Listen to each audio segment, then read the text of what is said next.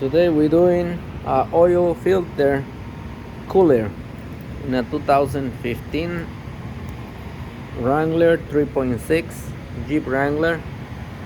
As you can see, we have the piece already in, and I just want to mention it, every time you do these kind of jobs, do the spark plugs, because you're gonna have to go back in to do your spark plugs. But I kind of like it to use this new aluminum housing oil cooler, and I put a new temperature oil sensor because it was hard to get it out, so I just put a new one on it, and that's it. It's not a hard job, but it is a lot of things to move.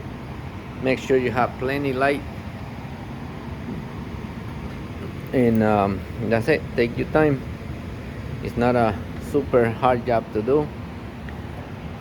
So it's a Jeep Sahara, I think it is, 3.6 2015.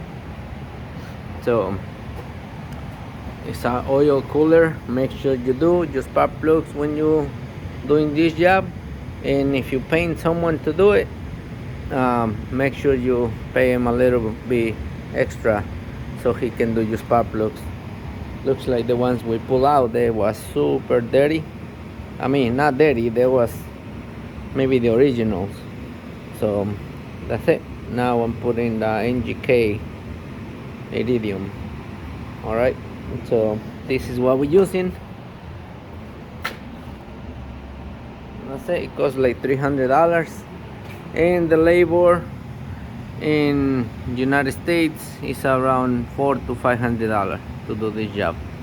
So you're looking around maybe $1,000 to do this little job. All right, bye bye.